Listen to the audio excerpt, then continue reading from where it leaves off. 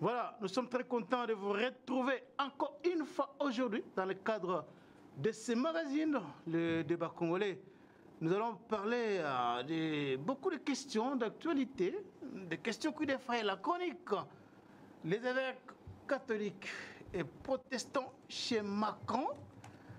Le pacte social continue son bonhomme de chemin après d'avoir rencontré Kagame, le président sud-africain, angolais et ougandais, brazzavillois ou congolais de Brazzaville et tout y quanti. Finalement, c'est l'étape de l'Europe. Ils ont été reçus par Emmanuel Macron. Iront-ils aussi au Vatican et aux États-Unis? C'est une question qui sera posée dans cette émission. C'est quoi la finalité de ce pacte social? Y a-t-il un autre pacte dans ce pays qu'il faut abolir ou mettre de côté pour le remplacer par cet autre pacte vanté par les évêques catholiques et protestants?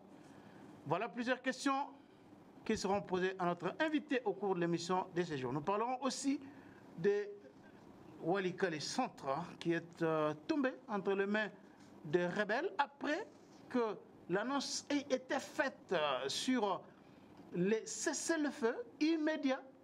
Immédiat, il faut insister sur l'adjectif parce qu'au Qatar, tête à tête, Tshisekedi Kagame, il a été dit que les deux parties en conflit devraient observer absolument un cessez-le-feu immédiat et inconditionnel. Malgré cela, Walikale Centre est tombé. Point de presse. C'est le dernier point, le dernier sujet de cette émission. Point de presse du Conseil spécial du président de la République en matière de sécurité. Et Berand Kolongwele, ça sera aussi l'occasion pour lui de lancer les concertations, sinon les consultations pour la formation d'un gouvernement d'union nationale. Ça sera lié ce samedi au Pullman Hotel. Voilà un peu des sujets qui seront abordés au cours de cette émission. Et pour en parler, nous avons le plaisir de recevoir dans cette émission M. Fumu Ntoto, avec tout ce que vous connaissez comme casquette, qu'il a pasteur, président des partis politiques, idéal patriote, pardon, coordonnateur, communicateur de l'Union sacrée, même si aujourd'hui, cette épithète peut-être apparaît comme injurieuse pour certaines langues, il est aussi pasteur. Fumu Ntoto, bienvenue. Merci à vous et à tous qui auront l'occasion de nous suivre. Alors, Fumu Ntoto, on commence par Walikale. Les Congolais pleurent encore à Walikale, malgré qu'un cessez-le-feu ait été annoncé et accepté par Kagame et Félix Tshisekedi au Qatar. Mais là, la guerre continue. La guerre continue, Fumu Ntoto. Est-ce que finalement, Qatar était aussi un marché de dupes entre les deux chefs d'État? Bon. D'abord, ça a commencé avec Joël Louansou, qui avait annoncé que les cessez-le-feu devraient commencer le 16 mars à 0h. Malgré cela, la guerre continue. Bon, déjà, M. Nang avait posé la question aux Congolais de savoir, il faut encore qu'il nous tue combien pour que Félix Tshisekedi accepte de négocier avec lui. Ça signifie que, pour lui, les Congolais qu'il doit tuer sont considérés comme les moyens d'échange ou de dialogue avec le président de la République. Et lorsque nous attendons ce dialogue... Les Congolais tuent ou bien les villes qui tombent entre leurs mains? D'abord, il faut la mort encore de combien de Congolais. C'est-à-dire, dans les villes, s'il les prend, c'est parce qu'il veut d'abord tuer les Congolais. Alors maintenant, lorsque le président Lorenzo a lancé la consultation directe ou le dialogue direct, négociation directe, le M23 n'a pas contesté ces négociations. Au contraire, il a pondu, AFC M23 ont pondu un communiqué qui a dit « Nous attendons d'être invités officiellement. Et jusqu'au dimanche soir, AFC M23 ne contestait pas leur possibilité d'être à Luanda. Ils ont publié même les noms de leurs délégués. Justement, ils ont publié même les noms de leurs délégués. Mais à leur niveau, ils ont trouvé injuste les sanctions de l'Union européenne qui vont tomber un jour avant le rendez-vous ou le jour J. Et ils ont encore pondu un autre communiqué en disant qu'ils étaient en train de fustiger le comportement de certaines organisations internationales qui font pleuvoir des sanctions à ceux qui se sont décidés d'aller aux tables de négociation. Et vous allez voir, la conséquence, c'est qu'ils ne vont plus y aller. Ils vont refuser d'être à Luanda le mardi, qui suivait les sanctions sur les personnalités politiques de leur mouvement et alliés. Ça, c'est à noter. Maintenant, pourquoi l'Union européenne a-t-elle décidé de sanctionner un jour avant la tenue du dialogue? Coïncidence, planification, pour dire, oui, nous voulons bien sûr sanctionner le Rwanda, mais nous voulons aussi maintenir une pression sur Tshisekedi par rapport à nos marchés, parce qu'en fait, l'Union européenne n'a pas aussi intérêt de défendre le Congo sans tirer aussi ses profits dans la défense du Congo. Ça, c'est l'Union européenne. Ça, c'est mon analyse. Ce n'est pas l'Union européenne, c'est moi qui analyse en tant que politologue. Deuxième élément d'analyse, parce qu'il y a des résolutions qui n'ont pas mis fin aux guerres. Il y a eu des résolutions sur le conflit entre les deux Soudans actuels. Et malgré les résolutions, le Soudan a été balkanisé. Et tous les acteurs qui étaient sous les sanctions de la communauté, sous les sanctions de la communauté internationale, notamment l'Union africaine et l'Union européenne et les Nations unies, tous ces dirigeants sont opérationnels, chacun dans son état respectif. Et puis, partout, il y a eu des résolutions de l'Union européenne, des Nations unies. Est-ce qu'il y a eu cessation des hostilités immédiatement? Je crois que Nanga et consorts sont dans cette logique de dire nous ne pouvons vivre que par les hostilités. Nous ne vivons que par la guerre. Maintenant, ils ont sanctionné notre maître à penser, Kagame. Maintenant, si Kagame s'est retiré, nous on devient qui? Tshisekedi ne va pas nous intégrer sans rapport de force. Kagame n'aura plus besoin de nous si nous ne faisons plus la bonne part des mines pour lui. Maintenant, ils se disent que non, voilà. Aller au Rwanda sans lui amener les minerais du Congo, nous sommes plus tués. Cesser les hostilités, aller vers Tshisekedi, il ne va pas nous accueillir. Nous, on fait quoi? On fait la guerre de survie. Et lorsque nous ferons cette guerre de survie, si nous continuons à gagner des portions, nous serons reconsidérés tant par l'opinion nationale qu'internationale. Donc, ils sont dans un combat de suicide. Ah bon? Oui. Parce qu'il y a des sanctions qui continueront à pleuvoir sur le Rwanda. Mais est-ce que les sanctions, mais et après? C'est ça la question. J'arrive. Les sanctions et après? J'arrive. Parce qu'elles peuvent se dire, bon, des sanctions, ils peuvent les prendre, la Russie, tout ça, il y a eu des sanctions, mais ça continue. Voilà, la guerre continue. Maintenant, quelle est l'importance de ces sanctions? C'est pourquoi je vous ai dit ici, et je continue à insister, parce que la diplomatie, elle reste cette maison d'armes dans laquelle les États se blessent en blaguant. Et qu'il est difficile de connaître exactement et véritablement ou vraiment la position des acteurs, parce que leur position change selon les intérêts encore. Aujourd'hui, vous avez même suivi le président Tshisekedi dans l'interview qu'il a accordée au Figaro, les magazines Le Figaro, même à Fox News. Il a insisté sur le fait que les grandes nations prennent des sanctions contre le Rwanda. Mais les sanctions sont là. Jusque-là, il n'y a pas... la guerre continue. Est-ce qu'elles sont importantes aussi, ces sanctions-là? Elles sont importantes parce qu'elles parviennent à déstabiliser Kagame sur 3 fronts. Les sanctions ne sont pas tombées du néant. Il y a eu un travail diplomatique de tout temps qui a été organisé sous l'impulsion du chef de l'État. Parce que ça fait longtemps que Kagame était dans ces aventures-là. Ce n'est pas aussitôt qu'on l'a identifié comme agresseur de la République démocratique du Congo. En conséquence, Kagame perd la crédibilité internationale de vendre les minéraux qui sont aujourd'hui considérés minéraux de sang. La crédibilité auprès des gens qu'ils vendaient les mêmes minéraux là? Mais c'est simple. Parce que ces gens-là savent mieux que ces minéraux-là viennent de la RDC. Mais ils achetaient cela. Mais n'oubliez alors lorsqu'ils prennent des sanctions contre lui, mais n'oubliez pas, il y a eu non seulement le discours du chef de l'État à propos, mais aussi l'action diplomatique. Le chef de l'État, lorsqu'il y a eu récemment signature de l'accord trouvé entre l'Union européenne et le Rwanda, le chef de l'État s'est exprimé en ces termes. Vous connaissez encore cette phrase.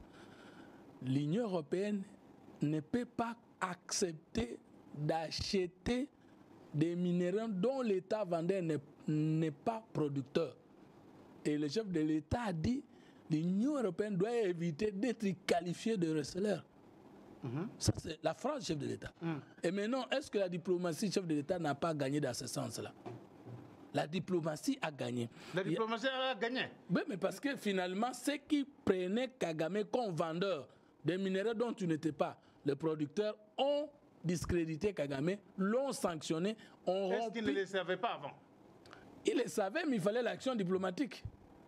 Il le savait, il le savait, mais il fallait les convertir autrement. Et c'est ce que nous avons réussi à faire par Madame la ministre d'État en charge des Affaires étrangères, qui est venue bousculer ces positions. Et aujourd'hui, nous avons obtenu ce que nous n'avons jamais gagné sous Kabila et sous Kabila. Sous Kabila, il y avait aussi des sanctions, hein, notamment des États-Unis et de la Grande-Bretagne contre le Rwanda. Ça n'a pas résolu le problème. La guerre n'a pas cessé. Aujourd'hui, nous sommes pas de la même proportion qu'aujourd'hui. Maintenant, ça c'est la première chose. Deuxième chose, avec l'écoute de la communauté internationale, nous avons aujourd'hui la possibilité d'être assistés en logistique, d'être assistés en finance et d'être accompagnés pour bouter dehors les agresseurs et leurs marionnettes. Ça, c'est du point de vue diplomatique. Mais parce que la diplomatie demeure cette maison d'armes dans laquelle les États se blessent en blaguant, je vous assure qu'aucune diplomatie ne peut être pondérée, demeurée puissante dans les conseils des nations si elle n'est pas fondée sur 4 piliers fondamentaux. 1. La diplomatie puissante parce qu'elle est fondée par la puissance militaire interne. La diplomatie est écoutée parce qu'elle est fondée sur la puissance économique. La diplomatie est puissante parce qu'elle est fondée sur la cohésion et la conscience nationale. La diplomatie est puissante parce qu'elle est menée par une intelligence courtoise. Maintenant, nous avons gagné par rapport à l'intelligence courtoise parce que nous avons secoué la position de ceux qui soutenaient Kagame hier et nous avons obtenu gain de cause. Mais ça ne suffit pas. Parce que si l'armée ne saura pas tenir en déroute les M23 et AFC et qui vont continuer à occuper des proportions importantes, qu'est-ce qu'on va dire?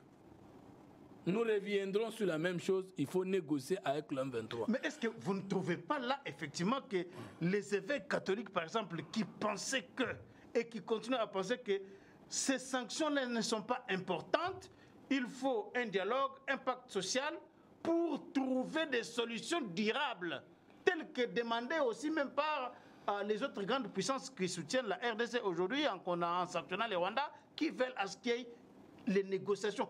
Vous ne voyez pas que les évêques avaient vu bien avant, d'où les pactes sociaux qu'ils ont proposés, parce qu'ils s'étaient rendu compte que les sanctions ne vont pas résoudre le problème durablement. On ne peut pas dire que les sanctions ne signifient rien, qu'on n'a pas d'impact, parce qu'il y a des régimes qui sont tombés avec les sanctions de la communauté internationale. Il y a des rébellions qui se sont retirées avec l'accompagnement d'un gouvernement par la communauté internationale. Vous vous rappelez, Idriss Déby, lorsqu'il était au Tchad, la rébellion avait conquis le pays jusqu'à sa résidence officielle.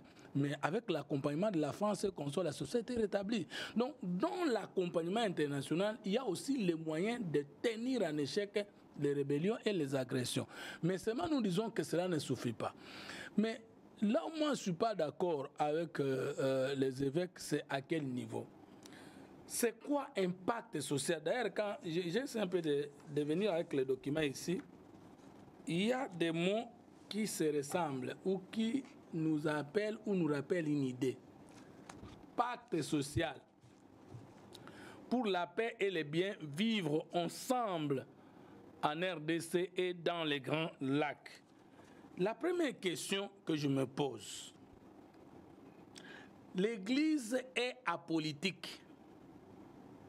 Non, l'État congolais est un État laïque.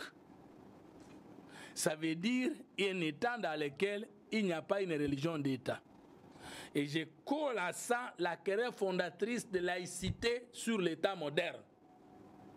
C'est-à-dire, il y a 4 querelles fondatrices de l'État moderne. J'ai cité la querelle de laïcité. Ça veut dire que le pouvoir temporel n'appartient plus au prélat religieux, au chef religieux.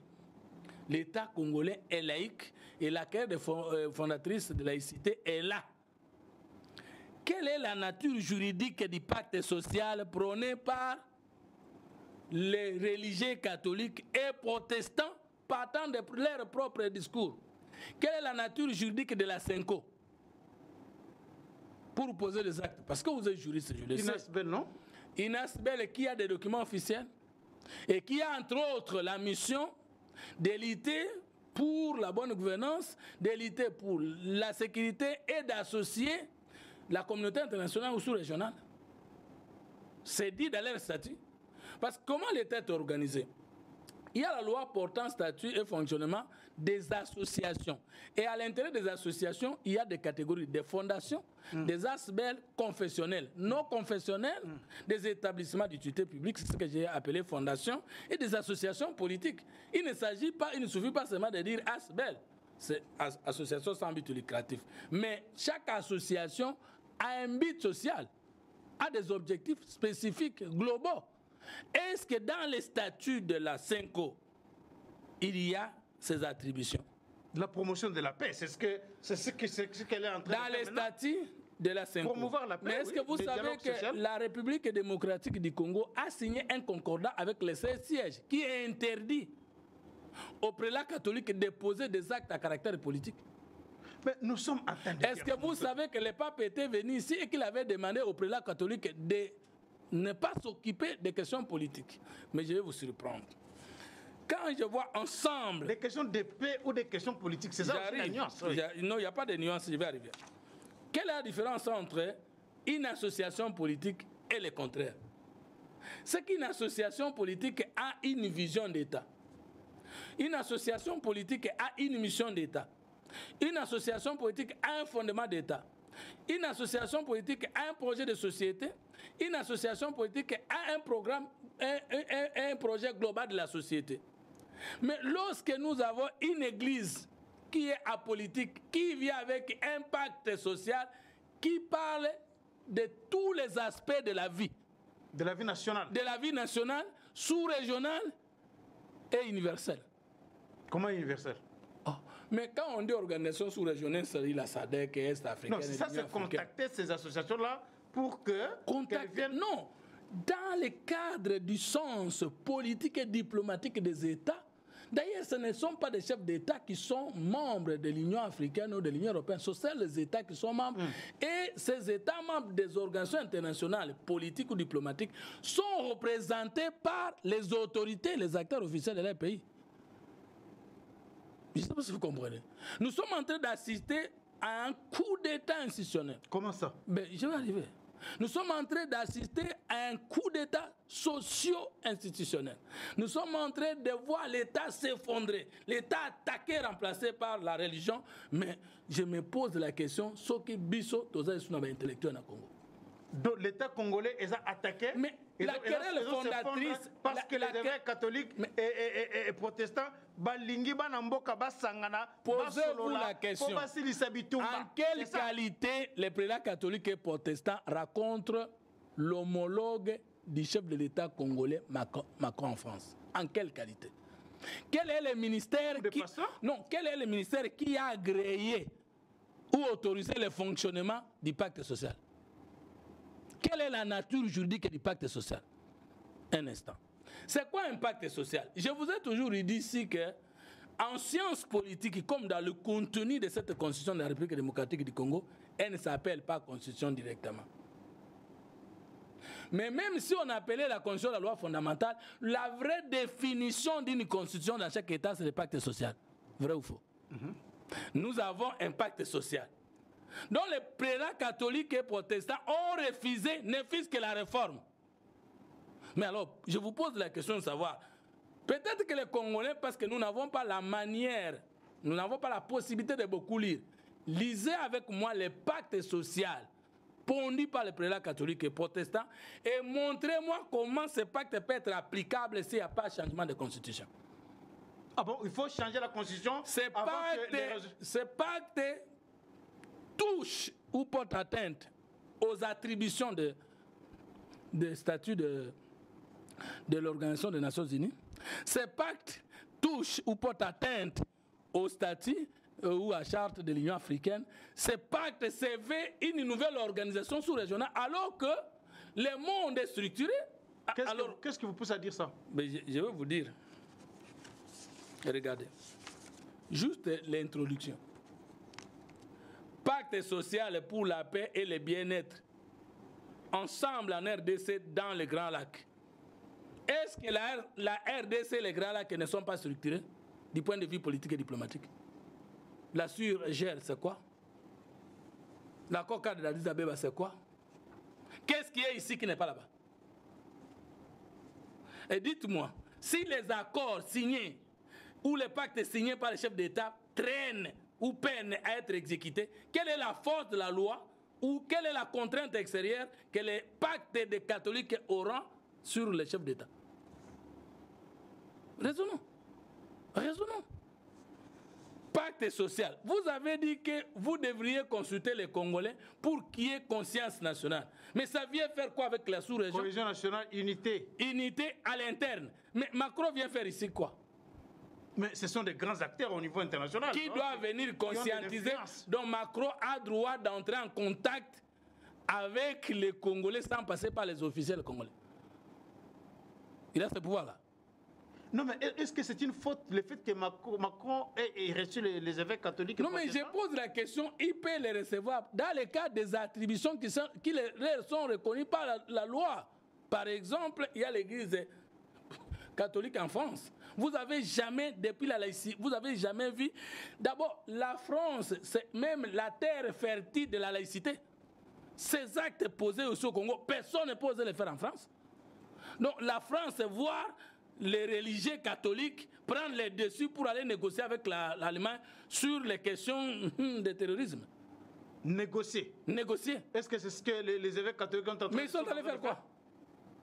S'ils ne sont pas dans... Ils ne négocient pas. Mais mon frère... Mais ils sont allés faire quoi? L'acte qu'ils posent là n'est plus politique, c'est un acte diplomatique. Mais alors, parce que la diplomatie, c'est la manière habituelle de relier plusieurs politiques nationales par la politique étrangère. Maintenant, ce qu'ils ont posé comme acte là, est-ce que le Saint-Siège n'a pas des ambassadeurs ici, qu'on appelle les non-apostoliques? Si Vatican veut impulser quelque chose ici, dans tout le sens, le Vatican c'est un État qui a des représentations. Et l'annonciature apostolique, c'est ça une ambassade. L'ambassade du Vatican dans un État. Maintenant, et ils passent même outre les structures et les canons historiques organisés entre le Saint-Siège et les États. Non, mais parce que ça, c'est une affaire interne entre Congolais. Mais l'affaire interne entre Congolais, Macron est-il Congolais? Macron est-il Congolais? Non, parce qu'il y a des implications extérieures. Vous devez savoir, si vous voulez, qu'avant de rencontrer Nanga à Goma, avant de rencontrer Kagame, ces prélats ont d'abord rencontré Joseph Kabila à Nairobi. Ah bon? Ça, avant de rencontrer Kabila et Nanga? Avant de rencontrer Kagame et Nanga. Et même si ils ont rencontré Kabila? Ben oui. Maintenant, si nous pouvons dire Kabila, c'est à l'interne, et Macron et Kagame, alors lisons encore quelque chose, vous allez découvrir. Regardez, nous sommes sur la page 4. Suivons ensemble.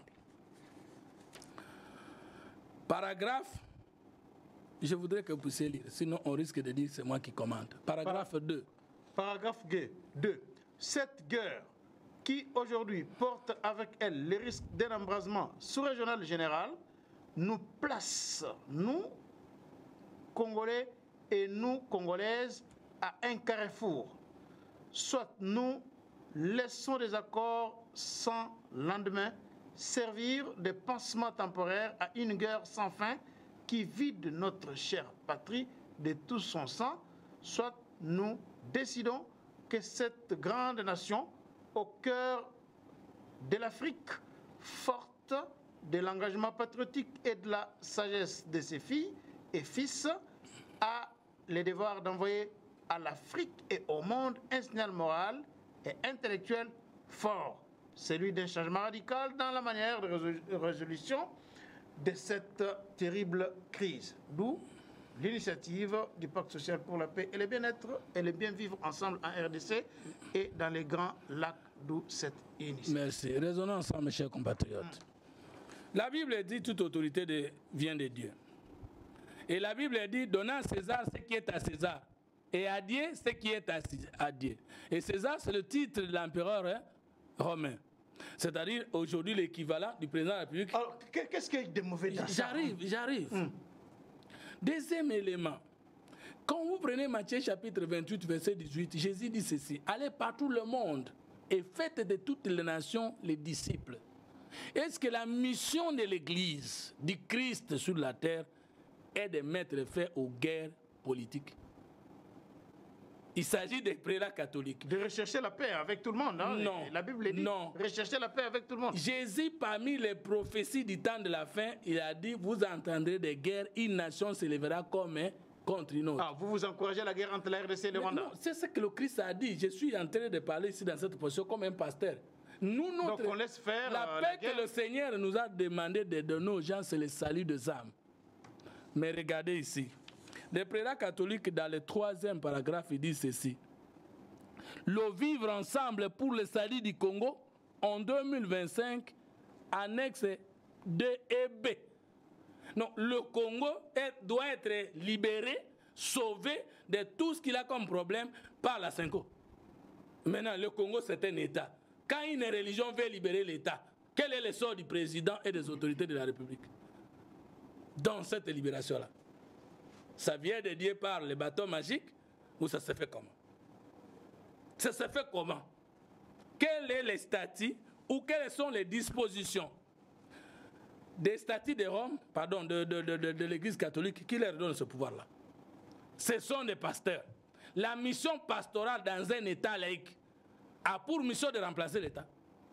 Est-ce qu'elle veut remplacer l'État? Suivez. Ils disent qu'ils sont apolitiques, qu'ils ne feront jamais la politique. Suivez la phrase que vous avez vous-même lue.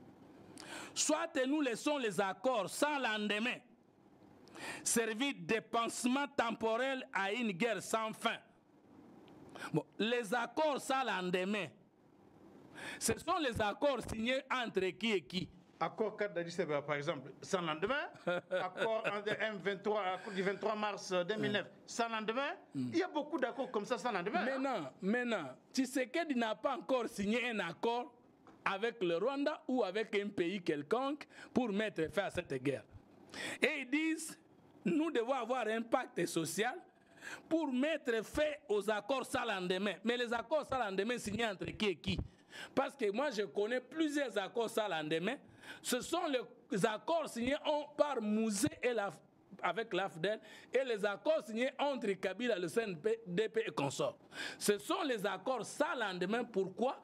Parce que ce sont des accords, conformément à l'article 12.8 de l'accord signé entre CNDP et le gouvernement le 23 mars 2009, où Kabila demande au CNDP, Nkunda, Butebuzi, Sultani, de dresser la liste des policiers, des militaires, en leur donnant des grades sans passer par le brassage, mais le mixage. Quelle est la différence?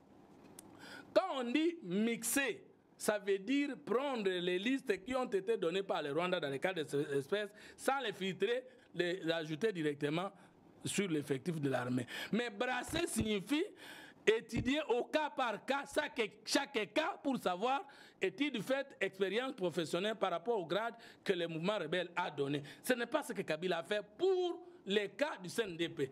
L'armée de Bemba a été brassée. C'est-à-dire, pour le compte de Bemba, Kabila a exigé le brassage. Et le brassage ici signifie la liste que Bemba avait donnée, Jean-Pierre Bemba à cette époque-là, avec ses militaires, est passé au peigne fait pour dire qui est étudié où, qui a quel grade, de quelle nationalité, qui a quelle expérience. Et c'est Kabila qui a dit ce grade mérite d'être collé à cette personne et d'autres personnes ont été même réinsérées dans le cadre social. Mais la liste du CNDP n'a pas été brassée, elle a été mixée.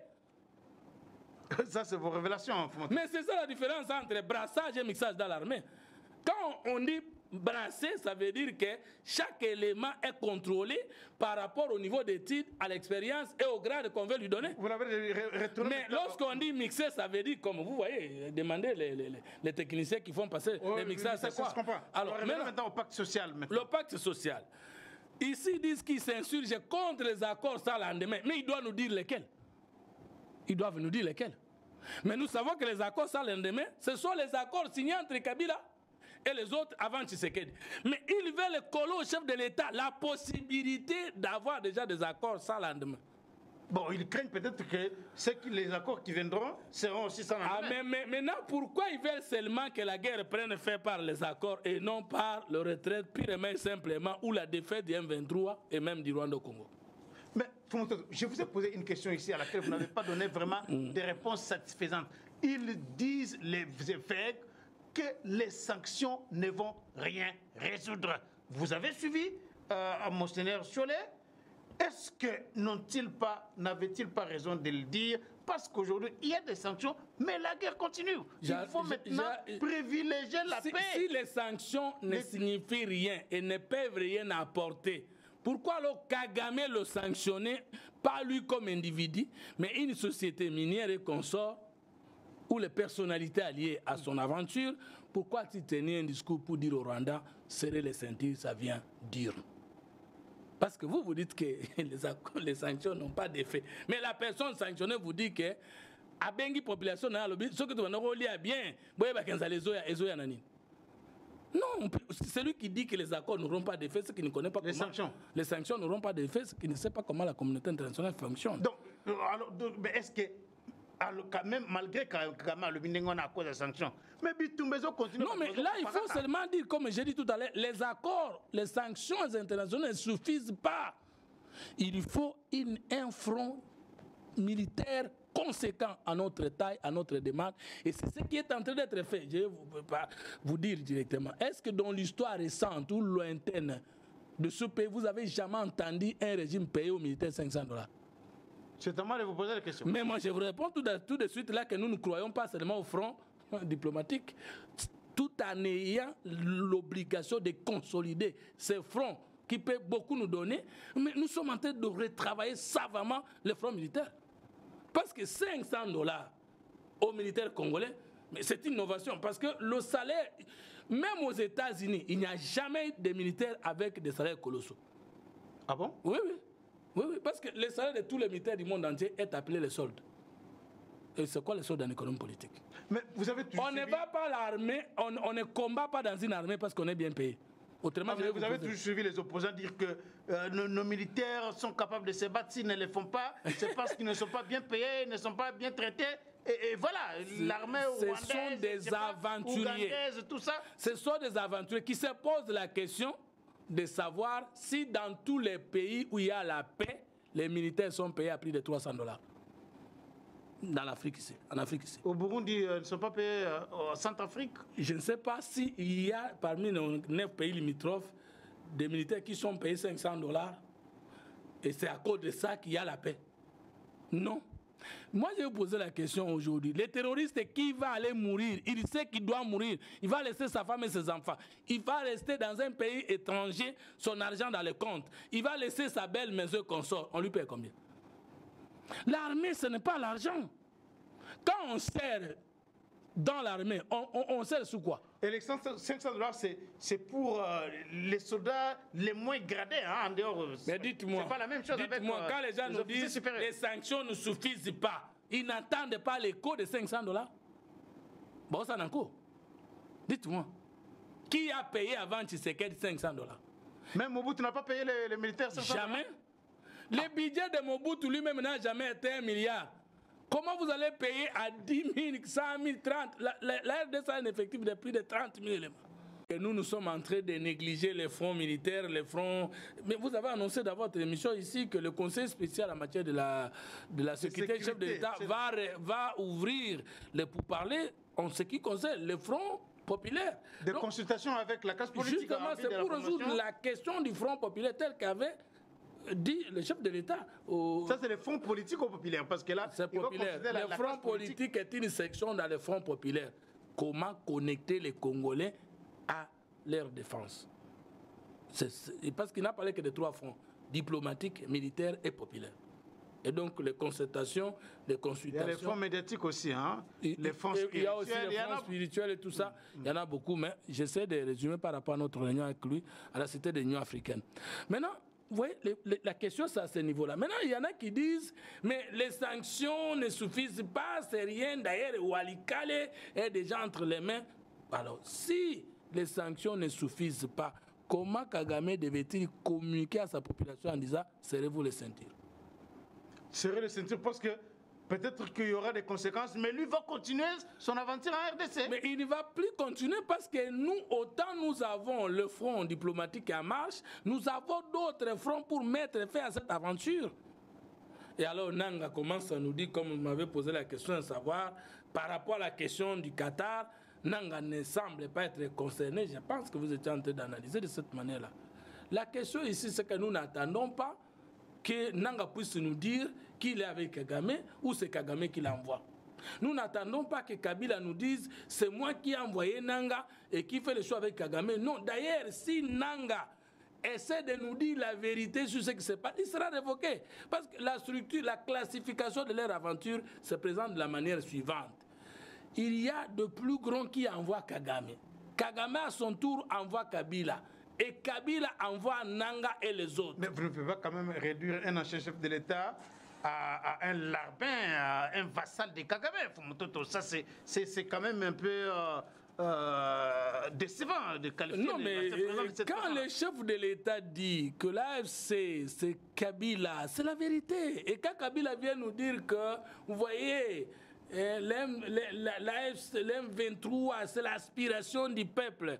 Quand Kabila vient nous dire le problème, c'est Tshisekedi. Alors que la solution, c'est Tshisekedi aussi. Voilà, j'arrive. Je vais prendre la deuxième portion.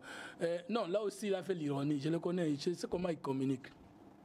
Le problème, c'est le président Félix. Et la solution, c'est le président Félix. Mais lorsqu'il annonce que le problème, c'est le président Félix, et la réponse, c'est le président Félix, et on lui pose la question, êtes-vous prêt à retourner au pouvoir pour changer les choses? Et il affirme qu'il est devenu plus fort et qu'il a la possibilité de venir trouver des solutions. Mais comment vous allez venir trouver la solution au moment où vous avez vous-même vous dit que la solution, c'est Félix? Donc, il sera réincarné en Félix. Non, là, c'est en 2028, après l'épuisement des mandats de Tshisekedi. Bon, ça, c'est un autre débat que vous voulez ouvrir. Donc, vous avez compris. Maintenant, Kabila, lorsqu'il a dit que l'M23, c'est l'aspiration du peuple, c'est aussi ça, Félix. Et maintenant, l'M23 a existé avant l'arrivée de Félix au pouvoir. Et maintenant, comment l'M23... Ça, c'est dans sa première sortie médiatique. Dans la deuxième, bon, il a dit que si lui était avec l'M23, les choses n'allaient pas être telles qu'elles sont. Ça veut dire que le pouvoir serait déjà renversé. En quelque sorte, je peux le dire comme autrement dit. Ok, merci. Et lui, quand il était au pouvoir, quand l'M23 l'a attaqué, était-il à mesure de renverser l'M23? Cette puissance-là de fait qu'il peut avoir pour attaquer, pourquoi ne l'a-t-il pas eu pour attaquer tous les mouvements rebelles qu'il a attaqués agressèrent? Il avait vaincu l'M23 militaire. Il n'a jamais vaincu l'M23. Un accord a été trouvé. Il a intégré des étrangers dans l'armée, dans la police, les services de sécurité et même dans l'appareil politique. Et ça, tout le monde le sait. Et même lui ne peut pas le nier. Donc, Kagame ne peut pas dénoncer Kabila. Kabila ne peut pas dénoncer Nanga. Sinon, un royaume divisé au sein de lui-même ne peut pas subsister. Très bien. Aujourd'hui, parce qu'on nous courons derrière le temps, il y a une polémique, sinon une levée de boucliers au sein de l'opposition, même de la société civile, lorsqu'on parle de la coopération militaire entre les États-Unis et la République démocratique du Congo. Il y a des Congolais qui sont montés au créneau pour dénoncer le fait que le président Tshisekedi aujourd'hui cherche à brader les mines de la République démocratique du Congo, les vendre à vil prix, si vous voulez, que je simplifie, pour lui-même, pour qu'il reste au pouvoir. Rien que pour cela, il veut hypothéquer ainsi l'avenir des Congolais. Katumbi a parlé de ça. Olivier Kamitatou a parlé. Je vais lire les tweets ici. Olivier Kamitatou, c'est vraiment aujourd'hui son cheval de bataille de lutter contre la coopération entre les États-Unis et la RDC. Vous avez un certain nombre d'organisations de la société civile du Katanga qui ont écrit officiellement à Donald Trump pour refuser qu'elles n'accepteront jamais qu'il y ait cette coopération-là entre la RDC. Et vous avez aujourd'hui une tribune signée Claude Lubaya, Seth Kikouni et les autres qui condamnent et militent pour faire échec à cette initiative-là, Fumototo. Je pense que le ridicule ne tue pas. Le ridicule. Parce que tout ce que vous venez de citer là, dites-moi ou citez-moi les noms d'un seul opposant qui a un projet de société connu de Congolais. Citez-moi les noms de quelqu'un dont nous connaissons le label de sa lutte. Parce que Gizenga, c'est le lumbisme, c'est-à-dire socialisme à visage africain. C'est-à-dire que Tshisekedi, c'est l'état de droit et la non-violence. Et Moïse Katumbi, c'est quoi? Et Lubaya, c'est quoi? Et Seth Kikouni, c'est quoi? Le pays a connu un accident politique et nous a produit autant de parvenus en politique. Ah bon? Oui. Un accident? Un accident historique. Parce qu'un opposant, c'est celui qui dispose d'un projet de société contraire. Nous pouvons lire avec vous l'article 2 de la loi portant statut de l'opposition. Ils ne sont même pas des opposants, tous ces gens qui viennent. Ce sont des aigris. Ce ne sont pas des opposants, ce sont des contestataires. L'opposition est sacrée. Elle est reconnue, elle est régie par une loi. Vérifiez ensemble si Katumbi, tous ceux que vous venez de citer là sont des opposants. Comment? Vous pensez qu'ils ne sont pas des opposants? Mais suivons la loi. Au regard de la loi... Article 2. Au terme de la présente loi organique, il faut attendre par opposition le parti politique ou le regroupement des partis politiques qui ne participent pas à l'exécutif.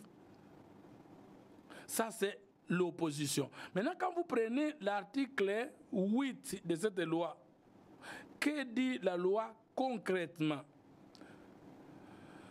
L'opposition politique a notamment le droit, je ne lis pas ça. Point 2. Critiquer l'action du gouvernement. Les cas échéants, formuler des contre-propositions sous réserve du respect de la loi, de l'ordre public et des bonnes mœurs. Maintenant, prenons l'article 16 pour vérifier si Katumbi est un opposant, si tous ceux que vous avez suivis, cités sont des opposants, s'ils connaissent qu'ils sont régis par une loi. Article 16, vous pouvez lire. Article 16, l'opposition politique a notamment le devoir de 1. Respecter la Constitution, les lois de la République et les institutions légalement établies. Est-ce que la Constitution interdit au président de la République de négocier les accords avec un pays du monde? On peut prendre l'article 214 de la Constitution. 213, 214. L'article 213 de la Constitution. Voilà. Le président de la République négocie et ratifie les traités et accords internationaux. Qui négocie les accords internationaux? S'il y a un accord trouvé entre le gouvernement de Kinshasa, la République démocratique du Congo, mon pays, et l'appareil politique administratif des États-Unis, l'administration Trump, c'est ça le style américain. Ce n'est pas un accord. Est-ce qu'il est interdit au président Tshisekedi de trouver un accord avec qui? Les États-Unis? Parce qu'ici, la loi portant statut de l'opposition dans son article 16, alinéa 1er, l'opposition a l'obligation de respecter d'abord la Constitution. Est-ce que la Constitution interdit au chef de l'État de trouver un accord avec le gouvernement américain ou le gouvernement d'un autre pays du monde? De négocier... Négocier les accords. De ratifier les accords qui sont passés par les lois ou par le Parlement. Le président négocie et ratifie les traités et accords internationaux. Voilà. Traités et accords internationaux. Descendez le chapitre 14. Article 14, les traités de paix, les traités de commerce. Non, le deuxième alinéa sur le gouvernement. Ça, c'est le président. D'accord, parce que les opposants ici disent qu'ils ont même dans la déclaration, la tribune de Lubaya et cette Kikoun et autres, ils ont évoqué l'article 214 de la Constitution. Mais ils ont évoqué l'article 214. Ils devaient d'abord évoquer l'article qui donne au président de la République le pouvoir de négocier les accords et les traités internationaux avant de les signer. Article 213. Le président de la République négocie et ratifie les traités et accords internationaux. Les gouvernements concluent les accords internationaux non soumis à ratification après délibération en Conseil des ministres. Qui négocie les accords, tous les accords, et qui les ratifie, c'est le président de la République. Mais qui négocie les accords qui ne vont pas passer par ratification, mais qui doivent être conclus par le gouvernement? Qui les négocie? Qui convoque et préside le Conseil des ministres, d'après la Constitution? C'est le président, mais aussi la Première ministre, oui. Mais non, c'est bien dit, la Constitution est claire. Le président négocie les accords. Le président ratifie les traités et accords qu'il a négociés. Maintenant, le gouvernement, qui est l'instrument d'exécution de la politique du président, conclut les accords internationaux qui ne nécessitent pas la ratification. Donc pour vous, lisez l'alinéa qui suit. L'alinéa, le gouvernement conclut les accords internationaux non soumis à ratification après délibération en Conseil des ministres. Il en informe l'Assemblée nationale et le Sénat. Et la ligne qui suit parle des accords que le gouvernement et les chefs de l'État ne peuvent pas conclure ou négocier sans passer par des procédures. Lisez. Ça, c'est l'article 214. Voilà.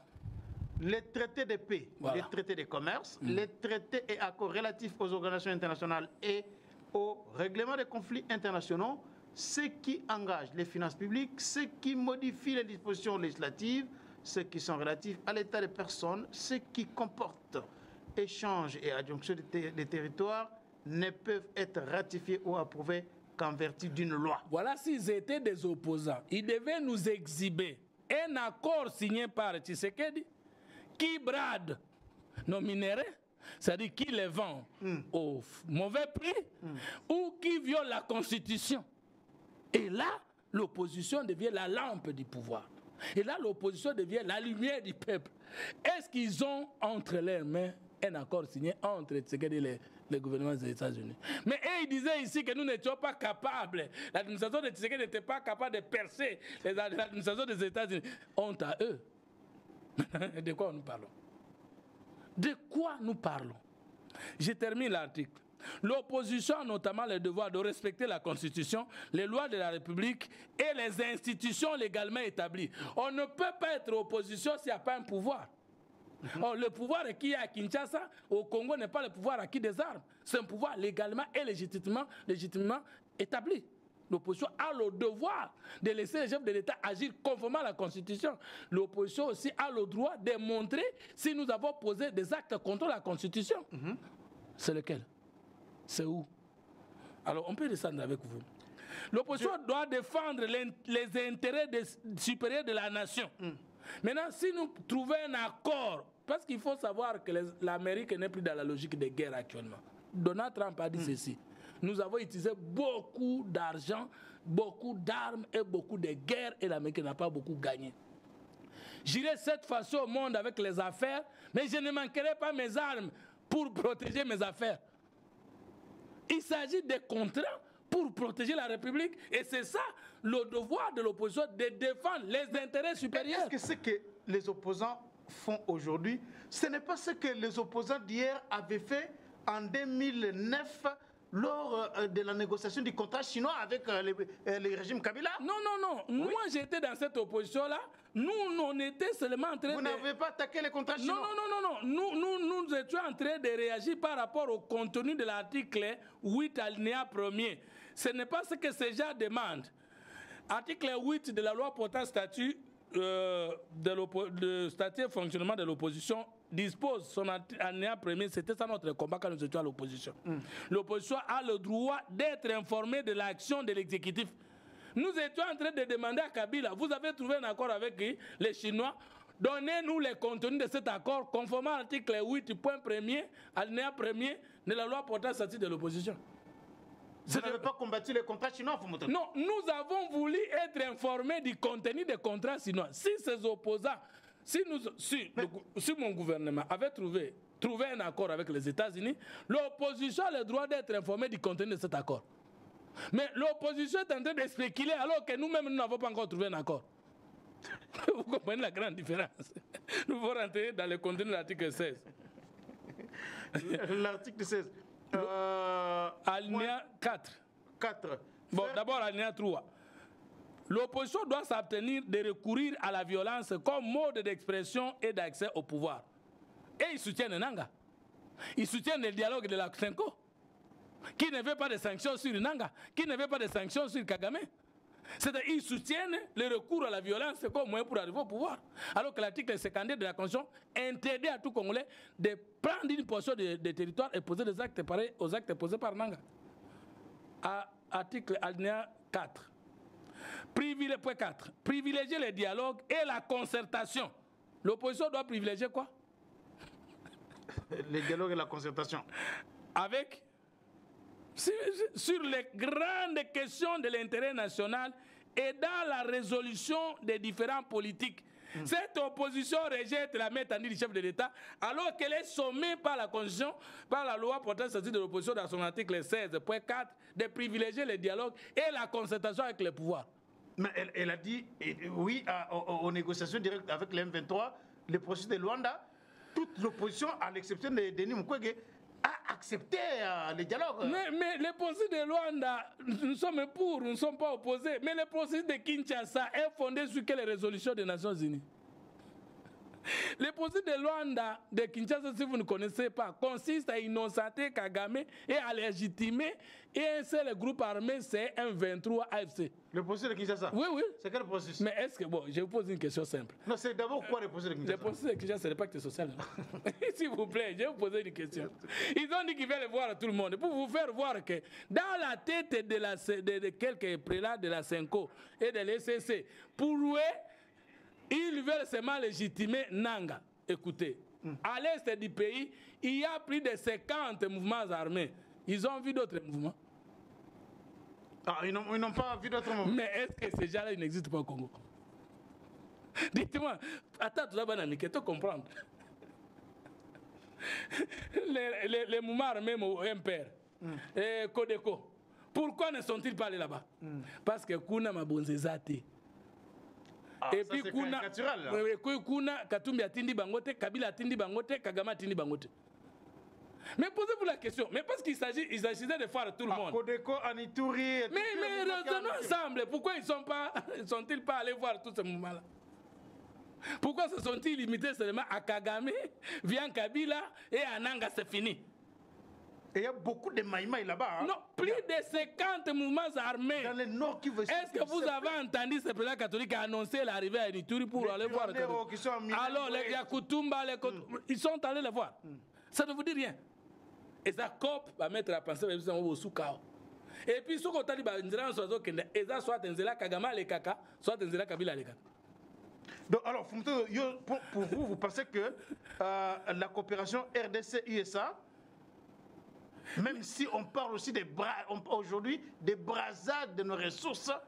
Mais pour dire qu'on a bradé, il faut nous donner le contenu de l'accord sur quoi? Vous n'avez pas l'accord, vous spéculez. D'ailleurs, ce sont des courageux, ils ne peuvent dire que ça, parce qu'ils n'ont pas le contenu. Ah bon? Mais quel est le contenu de l'accord qu'ils ont? Parce que l'opposition doit aussi être informée. L'opposition doit avoir des données. Maintenant, s'ils disent que non, Tshisekedi veut vendre à moins cher, et même ils ont dit ici que Tshisekedi avec sa famille ont récupéré toutes les mines de la République démocratique du Congo. Comme si ça ne suffisait pas, Tshisekedi a joué en OP, à PC en américain. À copé, ça va et posez-vous leur la question. Moïse Katumbi n'a jamais condamné Kagame. Kabila n'a jamais condamné Kagame. Ils n'ont jamais condamné Nanga. D'ailleurs, ils ont dit, certains d'entre nous ont pris l'option radicale des armes. Maintenant, les minéraux qui sont pris, extraits par voie de Kagame, de Nanga, c'est vendu à quel prix? C'est vendu à quel prix? Parce que pour eux... Bradé. Non, mais non, c'est même pas bradé, parce que bradé, c'est Vendre à moins cher, vous avez vous-même dit. Là, c'est prendre, parce que c'est Kagame qui surveille toutes les frontières. C'est gratuitement, c'est ramassé. Des Rubaya, les mines de Rubaya, c'est parti qui contrôle. Le monde entier est témoin. Et il ne condamne pas là, on ramasse. Mais il condamne l'inconnu. C'est Tshisekedi. Qui nous donne un seul contrat, un seul contenu d'accord, qui montre que Tshisekedi est entré. Donc, depuis que Tshisekedi, vous voulez dire ici que depuis que Tshisekedi est arrivé au pouvoir, il n'a jamais signé un contrat minier avec un quelconque pays. Non, avec les Américains. Il a bradé les mines congolaises, jamais jusque-là. Androa, c'est celui qui allègue les faits qui en anime les preuves. Donc, après, est-ce que ça existe? Question s'il vous plaît. Tshisekedi, depuis qu'il a pouvoir, d'abord, je ne peux pas être fou jusqu'à dire ça. Parce que moi, je n'ai jamais assisté à tous les contrats signés par Tshisekedi et les autres acteurs des relations internationales. Comment je vais dire qu'il n'a jamais fait ou qu'il a fait? Non, mais moi, je ne suis pas parmi les privilégiés du pouvoir. Je ne suis qu'un simple membre de l'Union sacrée. Je n'accède pas à toutes les données d'État. Donc je ne peux pas dire oui ou non. Mais le problème, c'est que vous qui administrez les faits, vous qui donnez les faits, administrez les preuves. Vous qui dites qu'il a fait ça, donnez-nous les preuves. Mais vous ne voulez pas donner les preuves parce que vous n'en avez pas. Et pourquoi vous continuez à spéculer? C'est ça la question. Maintenant, ils disent que non, le chef de l'État n'a pas qualité de négocier les accords avec le gouvernement américain. Ils disent qu'il a vendu les mines, nos minerais à moins cher. Comment? Où? Ils pensent que, en tout cas, l'État... Non, ils ont peur de voir Tshisekedi avoir les moyens de mettre fin à la guerre. Parce que pour eux, Nangeza élément batindaki pour nous soumettre. Et tous les moyens que nous allons utiliser pour dérouter les Nangas, ils sont opposés à ça, c'est pourquoi ils diabolisent. Est-ce qu'ils n'ont pas raison de dire que c'est dans l'intérêt de son pouvoir, rien que ça, et non les intérêts des Congolais? Non, ils sont dans une analyse de la méchanceté de dire si les Américains parvenaient à avoir un accord avec Tshisekedi, il ne faut pas accepter aussitôt que Tshisekedi quitte le pouvoir. Mais c'est normal, non, qu'il réfléchisse comme ça. Mais si Tshisekedi se mettait au pouvoir par des voies légales, où est le problème? Alors, ce mandat arrive à la fin. Mais le mandat arrive à la fin, le mandat du peuple n'arrive pas à la fin sur la Constitution. Vous voulez qu'on revienne sur ça tout de suite? Non, mais alors, on est à la fin de l'émission. Il y aura un point de presse, un mot, juste ça, du Conseil spécial de l'État en matière de sécurité. Il va aussi lancer officiellement les concertations à cette occasion-là. Ça sera ce samedi. Est-ce que c'est le moment pour un gouvernement, pour ces consultations en vue de la formation des gouvernements de l'Union nationale, étant donné que les figures emblématiques de l'opposition ont déjà rejeté ces consultations-là? Fayoulou, Katumbi, Kabila, toutes ces figures emblématiques de l'opposition-là ont déjà rejeté. Le point 5, pour justifier les consultations, article 16.4 de la loi portant statut de l'opposition. L'opposition doit privilégier les dialogues et la concertation sur les grandes questions d'intérêt national et dans la résolution des différents politiques. Le chef de l'État est conforme à la loi portant statut de l'opposition. Il y a des questions du Congo qui dépassent les bords idéologiques et les extrêmes politiques. La question de notre survie, la question de notre souveraineté, la question de notre intégrité. Qu'est-ce qu'il faut faire pour mettre fin définitivement avec les différentes agressions rwandaises? Cette question n'est pas seulement l'apanage du pouvoir. Le pouvoir a l'obligation d'ouvrir l'espace politique, d'étendre la main, conformément à l'article 16.4 de la loi portant statut de l'opposition. Mais là, un dialogue ici, ce sont des consultations. Non. Ici, on n'a pas cité le mot dialogue. Pardon, on a cité le mot dialogue. Oui, privilégier le dialogue et la concertation sur les grandes... Ça veut dire qu'on ne peut pas dialoguer sans se concerter. Et les consultations qui vont débuter avec les conseillers spécial du chef de l'État, ce sont des étapes de concertation pour arriver au dialogue au sens de la résolution du processus de Nairobi et du processus de Luanda. Parce qu'il ne faut pas oublier que le processus de Nairobi inclut 3 points: désarmement, démobilisation, réinsertion et dialogue à l'interne entre tous les gouvernements concernés. Les Rwandais avec les siens, Tshisekedi avec les siens. Et je crois que c'est dans la droite ligne, avant même la résolution, plus la résolution, que mon pouvoir est en train de convoquer l'ouverture politique. C'est une bonne chose. Et le point 5. L'opposition doit promouvoir le pluralisme politique et reconnaître les droits de la majorité à gouverner. Vous ne pouvez pas être à l'opposition, mais vous ne reconnaissez pas au pouvoir le droit de gouverner. C'est la loi portant sortie de l'opposition. Donc moi je crois que c'est une sagesse de dire, oui ça brûle, venez. Maintenant, s'ils disent, nous sommes des grosses pointures, qu'est-ce que vous avez l'habitude de dire? Des figures emblématiques. Par rapport à quoi? Tous ces gens-là sont devenus grands parce qu'ils ont accédé au pouvoir d'État. Qui est devenu grand par la puissance des idées parmi tous ces gens? Zéro, personne. Qui? Si vous me laissez un débat contradictoire avec Moïse Katumbi, va-t-il survivre? Si vous me laissez un débat contradictoire avec il va survivre. Avec Olivier Kamita, avec les Français de la maison, va-t-il s'en sortir? Parce que nous, on parle français scientifique, nous ne parlons pas les Français de la maison. Maintenant, ils sont devenus grands parce qu'Olivier Kamita a été chef coutumier au ministère du Plat plus de 12 ans. Vous pensez que si on fait de vous... Chef coutumier. Mais quelqu'un qui a fait 12 ans ministre dans le même ministère, il a tout gagné. Pendant le régime, il n'y avait pas les chefs, il n'y avait pas les contrôles, il n'y avait pas les sanctions, il n'y avait pas la lutte contre la corruption. En ce moment-là, Olivier Kamita était grand par la puissance politique ou la puissance financière? Qui est grand là-bas par la puissance des idées? Qui est grand comme Tshisekedi là-bas? Tshisekedi père. Qui est grand comme Xenga là-bas? Dites-moi. Donc, le problème c'est que le Congo et les individus, mais plus que les individus. Le président ne sera pas bloqué parce que A n'est pas venu. Non. Le président sait, connaît les Congolais, sait, connaît les valeurs. Et aujourd'hui, le président peut toujours trouver des opposants qui vont venir. Question de savoir sélectionner et tomber sur l'homme qu'il faut à la place qui fait défaut. Même ça, eux, si nous trouvons solution à la guerre, eux aussi vont acclamer. Même s'ils ne vont pas acclamer, ils vont subir. Merci beaucoup Fumuteto, nous sommes à la fin de l'émission. Abonnez-vous massivement sur GC Congo Télévision. Aimez cette émission, partagez-la dans vos groupes WhatsApp et partout dans les réseaux sociaux à travers le monde. Nous allons nous retrouver demain dans un autre numéro de votre magazine Les Débats Congolais.